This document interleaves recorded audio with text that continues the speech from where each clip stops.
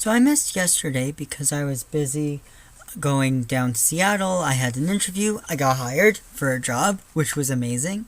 So I worked on that a good bit today, which is why this video is very late tonight.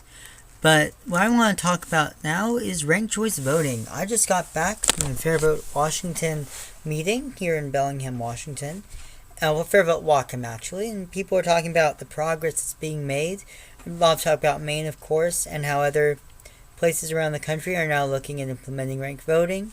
It looks like Massachusetts will be the next state in the union to do it, and things are going to move forward.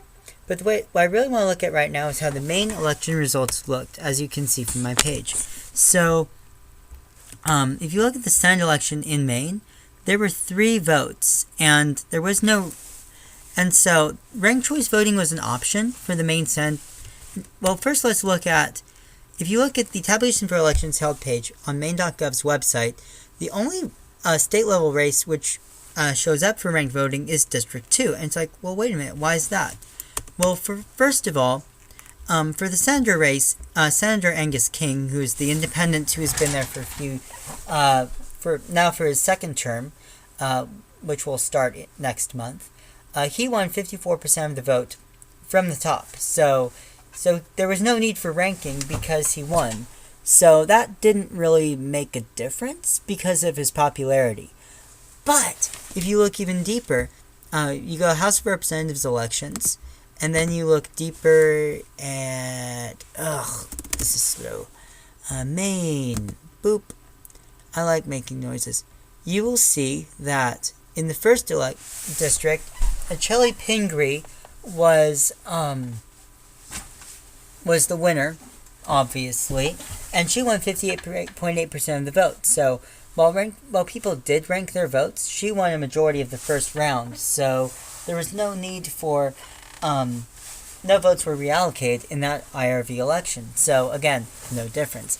But if you look at Maine's second district, this is where things became really interesting. It's the first time in the history of the United States where you saw a member of Congress lose their seat because they couldn't win in the second round. So the incumbent Bruce Poliquin won 46% in round 1, more than any other candidate. But in round 2, the votes for the two least popular candidates, Tiffany Bond and Will Hoare, they won less than 10%. So it looks like they technically not the way they should have done it, but they both were eliminated in round 1. Technically, they were 2 rounds, but they just simplify it here.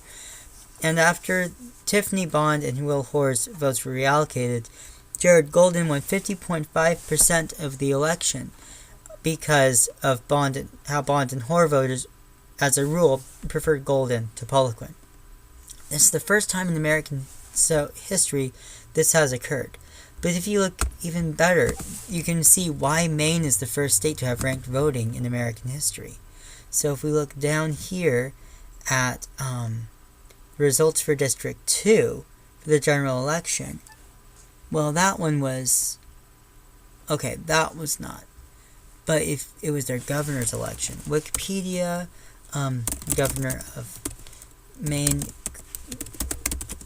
if I could type, that would be nice. The 2014 Maine gubernatorial election. That's annoying.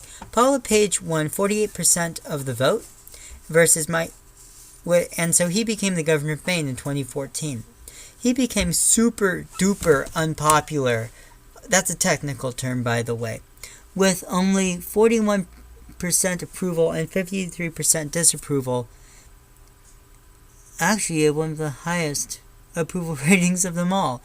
But regardless of that, he did not win the majority of the vote. And I'm pretty sure Elliot Cutler's voters would rather go to Mike Machow than Paul LePage. Go forward to 2018, we see that there was not even a need for ranked voting because for some reason Paul LePage did not run for re-election? Is that what I'm seeing? Yeah, that is really interesting. He didn't even run.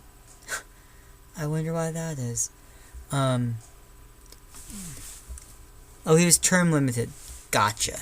That would do it. Paul LePage was term limited, so he didn't run. He'd been there. Oh, that was his second term. But so what that happened is that Janet Mills won 50.89% of the vote, so there was no need for a runoff.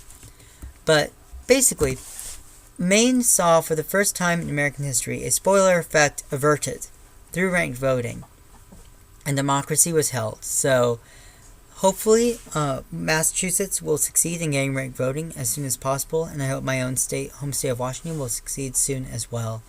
And that will be a very good thing for America. So, yep, we will